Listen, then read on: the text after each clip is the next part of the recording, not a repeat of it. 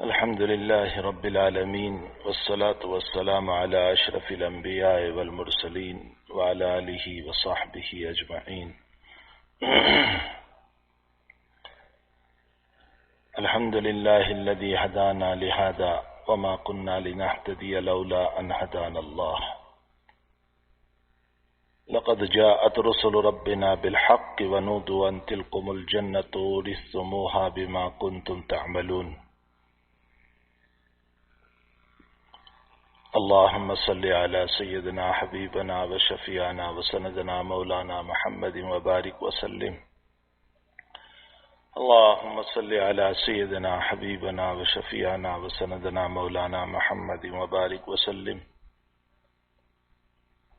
قال النبي صلى الله تعالى عليه وسلم: من أحب لقاء الله أحب الله لقاءه ومن كره لقاء الله كره الله لقاءه، أو كما قال صلی اللہ علیہ وسلم. رواہ البخاری. بزرگوں، بھائیوں، دوستوں، عزیزوں، پردہ نشین خواتین، مائیں، بہنیں اور بیٹیاں، حدیث شریف میں حق تعالی جل شانہ فرماتے ہیں، نبی اکرم صلی اللہ علیہ وسلم کی زبان پر جو اللہ سے ملنے کا ارادہ رکھتا ہے، اللہ بھی اس سے ملنے کا ارادہ رکھتے ہیں، اور جو اللہ سے ملنا ناپسند کرتا ہے، اللہ بھی اس کو ملنا ناپسند کرتے ہیں. مجھے اس مختصر وقت میں کچھ ضروری باتیں زندگی سے بننے کے متعلق عرض کرنا ہے. اللہ کی ذات بہت بے نیاز ہے. اللہ کی ذات بہت بے نیاز ہے. کوئی آدمی یہ نہ سمجھے کہ میں نے نمازیں پڑھی ہے اس لیے رب کریم میری دعا کو ضرور قبول کر لے گا اور اپنی نصرت سے مالا مال کر دے گا، میری مدد کر دے گا. کوئی آدمی یہ نہ سمجھے. بدر کا موقع ہے اور بدر میں صفوں کے درست ہونے سے پہلے، میدان کے گرم ہونے سے پہلے، حضور پاک صلی اللہ تعالی علیہ وسلم اپنے خیمے میں، اپنے قبے میں اللہ کے سامنے ہاتھ پھیلا کر بیٹھے ہوئے ہیں اور اللہ سے دعا کر رہے ہیں: اللہم انی انشدک عہدک و وعدک، اللہم ان شئت لم تعبد.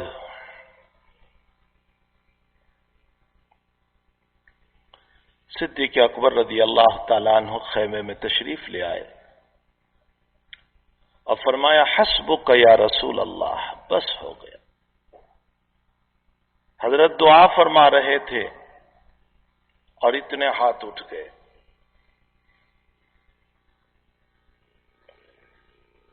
کیا دعا تھی؟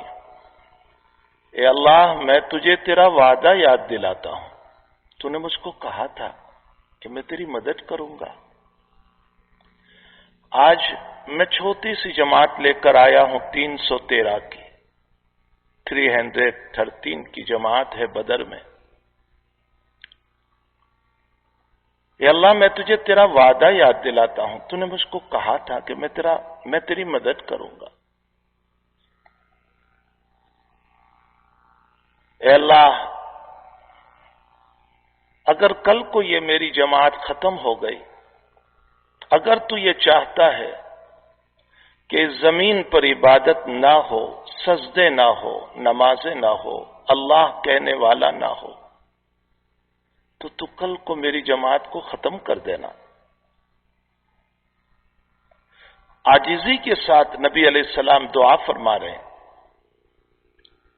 علماء نے لکھا ہے اس حدیث شریف پر، یہ بخاری شریف کی روایت ہے، یہ مسلم شریف کی روایت ہے، یہ ابو داؤد اور ترمذی کی روایت ہے. علماء نے اور محدثین نے اس پر لکھا ہے کہ نبی علیہ السلام کو جو اللہ نے وعدہ کیا تھا وہ تو سچا اور پکا وعدہ تھا. نبی کے وعدے، اللہ کے وعدے میں جھوٹ نہیں ہوتا، کذب نہیں ہوتا. لیکن پھر بھی نبی علیہ السلام دعا فرما رہے ہیں، اس لیے کہ اللہ کے نبی علیہ السلام نے دیکھا کہ اللہ کی ذات بے نیاز ہے، بے نیاز ہے. اللہ کی ذات بے نیاز ہے، وہ ذات بہت بے نیاز ہے. وہ وعدہ کر رہی ہے، ضروری نہیں ہے کہ تمہاری مدد کر دے. اس بے نیاز ذات کے سامنے گر گرانا چاہیے، دعا کرنا چاہیے، منت سماجت کرنا چاہیے، رونا چاہیے. حضور پاک صلی اللہ علیہ وسلم کا چچا ابو لہب اس کا نام نہیں تھا، اس کا نام تو تھا عبد العزا. لہب کا معنی ریڈ، سرخ، اور آگ کا انگارہ، فائر کا انگارہ جو ہوتا ہے وہ سرخ ہوتا ہے. اور ابو لہب بڑا ریڈ کلر کا تھا، بڑا سرخ، بڑا خوبصورت. اس کی بنیاد پر لوگوں نے اس کو ابو لہب کہا تھا، نام نہیں تھا اس کا. بہت سرخ، قریش کا بڑا، مکے کا سردار. لیکن شان بے نیازی یہ ہے کہ اپنے نبی علیہ السلام کے خلاف تھوڑا سا کیا اور بد دعا دی. اللہ نے خود نبی کے چچا کو دنیا سے بے ایمان اٹھایا.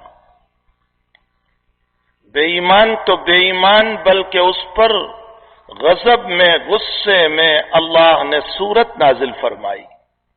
تبت یدا ابی لہب وتب ما اغنى عنه ماله وما کسب. ابو لہب کا مال بھی کام نہیں، اس کے ہاتھ بھی ٹوٹ جائیں، اس کا مال بھی تباہ ہو جائے، اور اس کا کمایا ہوا بھی اس کو کام نہ آئے. سیصلی نارا ذات، ہم ان قریب اس کو جہنم میں داخل کریں گے. اور صرف اس کو نہیں، وامرأتہ، اس کی بیوی کو بھی. حمالۃ الحطب فی جیدہا حبل من مسد. کہنے کا مطلب یہ ہے کہ اللہ کی ذات بڑی بے نیاز ہے. اور ذات بے نیاز کے سامنے میرا اور آپ کا یہ سمجھ لینا کہ میں 2-4 نماز پڑھ لوں اور وہ میری ضرور حاجت پوری کرے گا، یہ دھوکہ ہے، دھوکہ ہے. وہ بہت بے نیاز ذات ہے. انہوں نے اپنے نبی علیہ السلام کی زبان پر یہ کہلوایا، جو مجھ سے ملنا پسند کرتا ہے میں بھی اس سے ملنا پسند کرتا ہوں، اور جو مجھ سے ملنا پسند نہیں کرتا میں اس سے ملنا پسند نہیں کرتا. اللہ کی ذات تو بہت بے نیاز ہے. قرآن کریم میں اس نے 2 جماعتوں کو بیان فرمایا. وَسِيقَ الَّذِينَ كَفَرُوا إِلَى جَهَنَّمَ زُمَرًا حَتَّى إِذَا جَاءُوهَا فُتِحَتْ أَبْوَابُهَا وَقَالَ لَهُمْ خَزَنَتُهَا سَلَامٌ عَلَيْكُمْ. وَسِيقَ الَّذِينَ كَفَرُوا إِلَى جَهَنَّمَ زُمَرًا حَتَّى إِذَا جَاءُوهَا. فرمایا کفار جماعت کی جماعت چلے گی جہنم کی طرف، اور جب جہنم کی طرف چلے گی تو پھر جہنم کے حالات ان کے لیے. اور دوسری جماعت بیان فرمائی مومنین کی، صالحین کی، متقین کی، ایمان والوں کی، اللہ کی یاد والوں کی. وَسِيقَ الَّذِينَ اتَّقَوْا رَبَّهُمْ إِلَى الْجَنَّةِ زُمَرًا حَتَّى إِذَا جَاءُوهَا وَفُتِحَتْ أَبْوَابُهَا وَقَالَ لَهُمْ خَزَنَتُهَا سَلَامٌ عَلَيْكُمْ طِبْتُمْ فَادْخُلُوهَا خَالِدِينَ. یہ مومنین، یہ صالحین جن کو دنیا میں معمولی سمجھا جاتا تھا، حقیر سمجھا جاتا تھا، ذلیل سمجھا جاتا تھا، یہ جب جائیں گے تو اللہ کے فرشتے کہیں گے سلام علیکم، تم پر سلامتی ہو، السلام علیکم، فادخلوها خالدین، تم اللہ کے اس جنت میں ہمیشہ کے لیے داخل ہو جاؤ. لیکن شرط لگائی وسیق الذین اتقوا، تقوی، تقوی، تقوی. تقوی کا تعلق دل سے ہے، جسم سے نہیں ہے. آج میں اور آپ ہم سب کے سب اپنے جسم کو بنانے میں پڑے ہوئے ہیں. میرا جسم خوبصورت لگے، میرے جسم پر بہترین قسم کا کپڑا ہو، میرا جسم کھا پی کر کے موتا ہو، میں بڑا خوبصورت لگوں، حالانکہ حقیقی انسان وہ اندر میں ہے. اسی لیے وہ انسان جب نکل جاتا ہے تو یہ لاش ہو جاتی ہے، جس کو ہم بودی کہتے ہیں، ناش کہتے ہیں. مٹی اس کو کھا جاتی ہے، قبر میں اس کو رکھ دیا جاتا ہے. جو اوپر سے آیا وہ اوپر جاتا ہے، جو نیچے سے آیا وہ نیچے جاتا ہے. تو ہم اس بودی کے سجانے میں لگے ہوئے ہیں، اور اس کے لیے ساری محنتیں ہو رہی ہے. کھانا پینا، کپڑا لتا، ساری محنتیں اسی بدن کو سجانے کے لیے ہو رہی ہے. اور قرآن میں اللہ یہ کہتا ہے اپنے دل کو سجاؤ، اپنے دل کو بناؤ. الا بذکر اللہ تطمئن القلوب، الا بذکر اللہ تطمئن القلوب. خوب سمجھ لو، خوب سمجھ لو. اللہ کا ذکر جو ہوتا ہے نا، اس سے دل کو راحت پہنچتی ہے، اس سے دل کو اطمینان پہنچتا ہے، اس سے دل کو سکون پہنچتا ہے. دل کا خوراک یہ کھانا نہیں ہے، یہ پینا نہیں ہے، یہ بہترین لباس نہیں ہے. دل کا خوراک اللہ کا ذکر ہے. جب دل بن جاتا ہے، سنو میرے بھائیوں، جب دل بن جاتا ہے تو فقیری میں بھی مزہ آتا ہے. پھر انسان غریب ہو تو بھی اپنے آپ کو سوچتا ہے میرا مولا مجھ سے خوش ہے.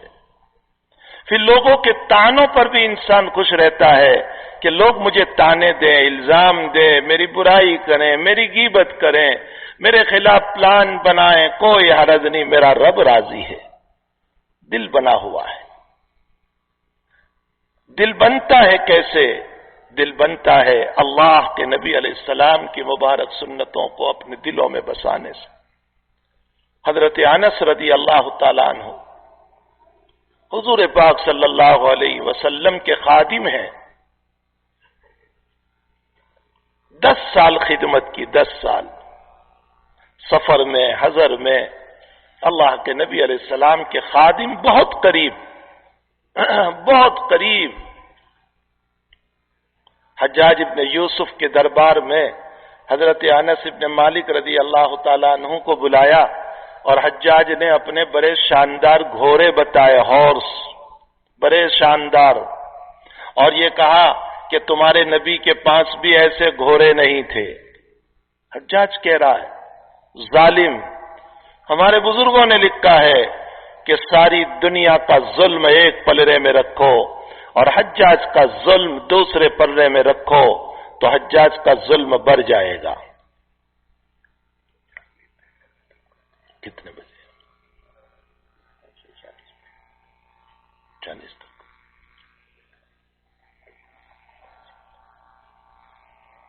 مجھے یاد نہیں آتا ہے. ہاں مجھے ٹائم بتا دیں.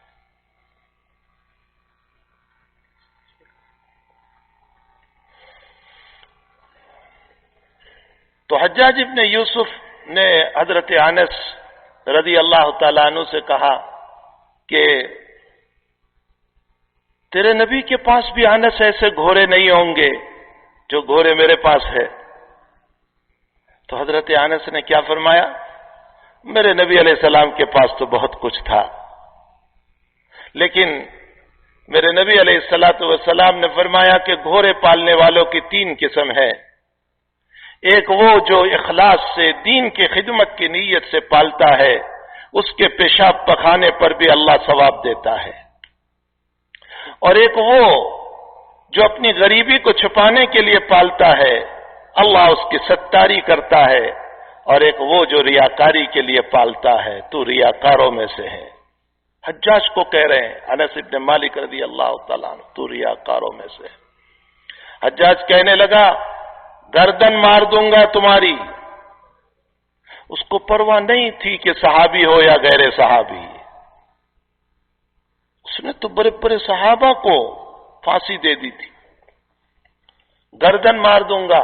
حضرت انس ابن مالک رضی اللہ تعالیٰ عنہ فرمانے لگے تو میری گردن نہیں مار سکتا، اس لیے کہ میرے نبی علیہ السلام نے مجھ کو ایک دعا بتائی ہے، میں اس دعا کا ورد کرتا ہوں، اور میرے نبی نے کہا تھا مجھے کہ تو اس دعا کو انس پڑھتے رہنا، ظالم بھی تجھ تک نہیں پہنچ سکے گا، شیطان اور جن بھی تجھ تک نہیں پہنچ سکے گا۔ بہت مشہور ہے دعائے انس ابن مالک رضی اللہ تعالی عنہ، اللہ اکبر اللہ اکبر اللہ اکبر، بسم اللہ علی اہلی و دینی، بسم اللہ علی اہلی، بسم اللہ علی مالی، بسم اللہ علی کل شیء اعطانی ربی، بسم اللہ خیر الاسماء۔ ایک لمبی دعا ہے، میں انشاءاللہ تعالی کسی موقع پر اس پوری دعا کو سناؤں گا۔ جو انسان اس دعا کا ورد کرے گا، نہ دشمن آپ تک پہنچ سکے گا، نہ ظالم آپ تک پہنچ سکے گا، نہ جن آپ تک پہنچ سکے گا، نہ شیطان آپ تک پہنچ سکے گا۔ یہ حضرت انس بن مالک رضی اللہ تعالیٰ عنہ صحابی رسول صلی اللہ علیہ وسلم ہے۔ فرمایا میں نے میرے آقا صلی اللہ تعالیٰ علیہ وسلم کی 10 سال خدمت کی۔ ایک مرتبہ میرے نبی علیہ السلام نے مجھے فرمایا یا بنیا یا بنیا ان تصبح ان قدرت ان تصبح وتمسي وليس في قلبك غش وليس في قلبك غش فافعل فإن هذا سنتي ومن اطاع سنتي فقد اطاعني، او كما قال صلی اللہ علیہ وسلم۔ اے میرے بیٹے انس، مشکات شریف کی یہ روایت ہے، میرے بیٹے انس اگر تو کر سکتا ہو تو یہ کام کر کہ تیری صبح ایسی ہو، تیری شام ایسی ہو کہ تیرے دل میں کسی سے متعلق کینہ نہ ہو، حسد نہ ہو، بغض نہ ہو، نفرت نہ ہو، تیرا دل کینے سے پاک ہو، حسد سے پاک ہو، بغض سے پاک ہو، نفرتوں سے پاک ہو۔ اگر تو کر سکتا ہے تو یہ کام کر۔ اور پھر فرمایا یہ میری سنت ہے۔ حالانکہ نبی علیہ السلام کی سنتیں تو بہت ہے، لیکن اس پر خاص فرمایا یہ میری سنت ہے، اور جو میری سنت کی اتباع کرے گا اس نے میری اتباع کی۔ آج ہمارے دل کھوتوں سے بھرے ہوئے ہیں، آج ہمارے دل نفرتوں سے بھرے ہوئے ہیں، آج ہمارے دل کینوں سے بھرے ہوئے ہیں، آج ہمارے دل حسد سے بھرے ہوئے ہیں، آج ہمارے دل بغض سے بھرے ہوئے ہیں۔ حضرت سعد رضی اللہ تعالیٰ عنہ وضو کر کے مسجد میں تشریف لا رہے ہیں، پانی چہرے سے ٹپک رہا ہے، ہاتھ میں بائیں ہاتھ میں چپل پکڑے ہوئے ہیں، اور اللہ کے نبی علیہ السلام فرماتے ہیں یہ میرا امتی جنتی ہے۔ دوسرے دن پھر حضرت تشریف لائے سعد رضی اللہ تعالیٰ عنہ، فرمایا یہ میرا امتی جنتی ہے۔ تیسرے دن پھر تشریف لائے، یہ میرا امتی جنتی ہے۔ عبداللہ ابن عمرو بن العاص رضی اللہ تعالیٰ عنہ فرماتے ہیں کہ میرے دل میں یہ دھچکا لگا کہ آخر حضرت سعد کا وہ عمل کیا ہے جس کی وجہ سے ان کو جنت کی بشارت سنائی۔ لاؤ میں ان کے گھر پہ جاؤں، ان کے رات کے اعمال دیکھوں، وہ کیا عبادت کرتے ہیں۔ تو میں جب رات کو ان کے گھر پہ قیام بطور مہمان کے پہنچا، اور میں نے کہا مجھے مہمان رہنے دیجئے، انہوں نے کہا بالکل یہ کمرہ ہے، سو جائیے۔ فرمایا میں رات میں دیکھتا رہا، حضرت سعد گھر میں تشریف لائے، عشاء کے بعد سو گئے، فجر کی اذان ہوئی تب اٹھے، کوئی تہجد بھی نہیں پڑھی، کوئی نفل بھی نہیں پڑھی، بس فجر کی نماز پڑھی، ادھر عشاء کی نماز پڑھی۔ دوسرے دن رات میں بھی یہی عمل، تیسرے دن رات میں بھی یہی عمل۔ تو عبداللہ ابن عمرو بن العاص کہنے لگے کہ حضرت میں جا رہا ہوں، میں تو اس لیے آیا تھا کہ مجھے آپ کا رات کا عمل دیکھنا تھا، نبی نے آپ کو جنتی کہا، وہ کس عمل کی بنیاد پر آپ کو جنتی کہا ہے؟ فرمایا بیٹے یہی میری زندگی ہے، میں کوئی خاص عمل نہیں کرتا۔ فرمایا نہیں کوئی عمل ہے، نبی نے آپ کو جنتی کہا۔ جب جانے لگے تو حضرت سعد نے فرمایا بیٹے ہو سکتا ہے ایک عمل پر مجھے جنتی کہا ہو، اور وہ عمل یہ ہے کہ میرا سینہ لوگوں کے کینے سے پاک ہے۔ میں روزانہ رات میں سوتا ہوں تو حساب کر کے سوتا ہوں کہ میرا دل کسی سے متعلق خراب تو نہیں ہوا، میرا دل ویران تو نہیں ہوا، میرا دل برباد تو نہیں ہوا، میں نے اپنے دل کو کسی کی دشمنی سے تو نہیں بھر لیا، کسی کے کینے سے تو نہیں بھر لیا۔ میں روزانہ رات کو حساب کر کے سوتا ہوں کہ میرا دل صاف ستھرا ہے یا نہیں. فرمایا ہاذا یہی وہ عمل ہے جس کی بنیاد پر اللہ کے نبی نے آپ کو جنتی کہا. میرے بھائیوں، دل کا سجانا، جب دل بن جاتا ہے نا، الا من اتى اللہ بقلب سلیم، قلب سلیم جب ہو جاتا ہے تو پھر امیری میں بھی مزہ، غریبی میں بھی مزہ، چٹائی پر بھی مزہ، بستر پر بھی مزہ، ایک بیڈ روم کے کمرے میں بھی مزہ اور مکان میں بھی مزہ. لوگ برائی کرے تو بھی اچھا لگتا ہے، لوگ تعریف کرے تو بھی اچھا لگتا ہے، لوگ تانا دے تو بھی اچھا لگتا ہے، لوگ برائی کرے تو بھی اچھا لگتا ہے. اس لیے کہ ہر چیز میں اللہ ہی اللہ ہوا کرتا ہے، اللہ ہی اللہ ہوا کرتا ہے. اور جب یہ دل بن جاتا ہے، اسی دل کو سجانے کے لیے نبی اکرم صلی اللہ علیہ وسلم نے فرمایا الا ان فی الجسد مضغہ اذا صلحت صلح الجسد کلہ واذا فسدت فسد الجسد کلہ الا وہی القلب. خوب سن لو، اپنے دل کو بناؤ، بدن خود بخود بن جائے گا، اور اگر دل نہیں بنایا تو پھر بدن بھی نہیں بنے گا. ہم نے اپنے بدن کو سجانے کی بڑی محنت کی اور اس کے لیے رات دن ایک کرتے رہے. اس کے لیے ہم نے حلال و حرام کی تمیز کو چھوڑا، جائز اور ناجائز کی تمیز کو چھوڑا، اپنے اور پرایوں کی دشمنیوں اور دوستیوں کو چھوڑا، اپنے والدین اور اقارب اور رشتہ داریوں کو چھوڑا اس جسم کو بنانے کے لیے. اور ادھر دل ویران ہو گیا، اور دل کی ویرانی پر اللہ نے کیا فرمایا؟ من اعرض عن ذکری فإن له معیشة ضنکا ونحشرهم یوم القیامة اعمی وقد كنت بصیرا. فرمایا کہ اللہ کیا کہہ رہا ہے؟ من اعرض عن ذکری، جس نے میرے ذکر سے اعراض کیا، میری نمازوں سے، میری عبادتوں سے، میرے احکام سے جس نے اعراض کیا، میں اس کی زندگی تنگ کر دوں گا. ہاں، دنیا میں زندگی تنگ ہو جائے گی ہماری، پھر ہم محنت کرتے رہیں گے، حالات نہیں بنیں گے. ایک مصیبت گئی کہ دوسری مصیبت، بیٹے کی مصیبت گئی کہ بیٹی کی مصیبت، اور بیٹی کی مصیبت گئی کہ فیملی کی مصیبت، اور فیملی کی مصیبت نہیں گئی کہ سسرال کی مصیبت، اور سسرال کی مصیبت گئی کہ بیماریوں کی مصیبت، اور بیماری کی مصیبت گئی کہ حالات کی مصیبت، جاب کی مصیبت، دکان کی مصیبت، نہ معلوم مصیبتوں میں مصیبتیں آتی چلی جائے گی. پھر ہم یوں کہیں گے کسی نے کچھ کر دیا ہے، کسی نے جادو کر دیا، کسی نے تونا کر دیا، کسی نے نظر لگا دی. نہیں، کوئی نظر نہیں لگی، مجھے میرے دل کو نظر لگ چکی ہے، میری نظر میرے دل کو لگ چکی ہے. من اعرض عن ذکری فإن له معیشة ضنکا. فرمایا جو میرے ذکر سے اعراض کرے گا، میری عبادتوں سے، میرے احکام سے اعراض کرے گا، میں اس کی زندگی تنگ کر دوں گا.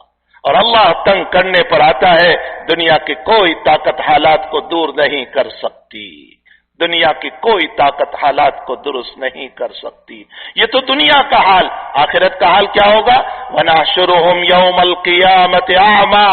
اور قیامت میں ہم بلائن اٹھائیں گے، نابینا اٹھائیں گے، دلائل کے اعتبار سے بھی، آنکھوں کے اعتبار سے بھی. یہ کہے گا اللہ میں تو بڑا دیکھنے والا تھا دنیا میں. اللہ کہے گا تو نے دنیا میں سب کو دیکھا، اپنے اللہ کو نہیں دیکھا تھا، شریعت کو نہیں دیکھا تھا، دین کو نہیں دیکھا تھا، رسول اللہ صلی اللہ علیہ وسلم کی تعلیمات کو نہیں دیکھا تھا، سنت کو نہیں دیکھا تھا، جس کی بنیاد پر ہم نے آج تجھ کو بلائن اٹھایا، دلائل کے اعتبار سے بھی اور آنکھوں کے اعتبار سے بھی. وَنَحْشُرُهُمْ يَوْمَ الْقِيَامَةِ أَعْمَى وَقَدْ كُنْتُ بَصِيرًا. اس لیے میرے بھائیوں اللہ کے دین پر آؤ، اللہ کے دین پر آؤ. خدا پاک کی قسم ساری دنیا اس وقت جو ہے دنیا کے حالات کو دور کرنے کے پیچھے پڑی ہوئی ہے، لیکن یہ حالات درست نہیں ہو سکتے ہیں جب تک کہ حالات کا بھیجنے والا راضی نہ ہو جائے. جب تک وہ راضی نہ ہو جائیں وہاں تک حالات خوشگوار نہیں ہو سکتے ہیں. اس لیے ہمیں چاہیے کہ ہم دین پر آئیں، شریعت پر آئیں. اسی لیے میں نے حدیث شریف پڑھی تھی، من احب لقاء اللہ احب اللہ لقاءہ. اللہ جل شانہ سے جو ملنا چاہتا ہے اللہ بھی اس سے ملنا پسند کرتا ہے. ومن کرہ لقاء اللہ، جو اللہ سے ملنا ناپسند کرتا ہے اللہ تعالیٰ بھی اس سے ملنا ناپسند کرتا ہے۔ ایک ماں ہوتی ہے، ماں کا حال یہ ہے بہت تھکی ہوئی ہے، رات شام کو کہہ کر سوتی ہے مجھے کوئی نہ اٹھائے، میں بہت تھک چکی ہوں، مجھے بہت میں جو ہے تھک چکی ہوں، مجھے کوئی نہ اٹھائے۔ اتنے میں بیٹا بہت دور سے آ گیا، دروازہ کھٹکھٹایا، گھر میں آیا، ماں سے کہا تمہارا لال آ گیا۔ ماں ساری تھکاوٹ بھول جاتی ہے، کہتے تو یہ کہہ کر سوئی تھی میں بہت تھکی ہوں اور پھر تو اٹھ گئی۔ فرمایا میرے لال کی وجہ سے میری تھکاوٹ بھی دور ہو گئی۔ میرے بھائیو یہ ایک ایگزامپل ہے، ایک مثال ہے، یاد رکھو جب اللہ سے بھی محبت ہو جاتی ہے تو پھر دین پر چلنے میں تھکاوٹ کوئی اثر نہیں کرتی، پھر راتوں میں اٹھنا آسان ہو جاتا ہے، پھر نمازوں کے لیے دوڑنا آسان ہو جاتا ہے، پھر سچ بولنا آسان ہو جاتا ہے، پھر حلال کے لقمے کھانا آسان ہو جاتا ہے، پھر حرام کو چھوڑنا آسان ہو جاتا ہے، پھر رب کی وفاداری آسان ہو جاتی ہے، پھر نبی کی سنت پہ مرنا آسان ہو جاتا ہے۔ شرط یہ ہے محبت ہو جائے، جب محبت ہوتی ہے تو سب کچھ ہوتا ہے، محبت نہیں ہوتی ہے تو تعویلات ہوتی ہے۔ اللہ تعالیٰ مجھے اور آپ کو اپنے رب سے، اپنی شریعت سے، اپنے دین سے، اپنے قرآن سے اور اپنے آقا محمد الرسول اللہ صلی اللہ تعالی علیہ وسلم سے سچی پکی محبت نصیب فرمائے، عقیدت نصیب فرمائے، آپ پر قربان ہونے کی توفیق عطا فرمائے، اپنے دلوں کو دل سلیم بنانے کی اور قلب سلیم بنانے کی توفیق عطا فرمائے، اور رب کریم برائیوں سے، بے وفائیوں سے اور حق تعالی جل شانہ میرے بھائیوں ایک اور مثال ذہن میں آ رہی ہے۔ آپ نے دیکھا ہوگا کہ جب ہم آگ جلاتے ہیں، اسٹو جلاتے ہیں، چولہا جلاتے ہیں اور اس پر جب تپیلی رکھتے ہیں، کوئی چیز رکھتے ہیں، کیسے ابلتا رہتا ہے پانی۔ یاد رکھو میں نے اور آپ نے بھی اگر اللہ کی بغاوتیں کی ہے، نافرمانیاں کی ہے، عیاشیوں میں زندگی گزاری ہے تو ہماری زندگی بھی فائر اور آگ کی طرح ایسے ہی گرم رہے گی، حالات پہ حالات آتے ہی چلے جائیں گے، اور دنیا کی کوئی طاقت پھر اس آگ کو نہیں بجھا سکتی، کوئی طاقت اس آگ کو نہیں بجھا سکتی۔ اللہ کی آگ کو کون بجھا سکتا ہے؟ کون بجھا سکتا ہے؟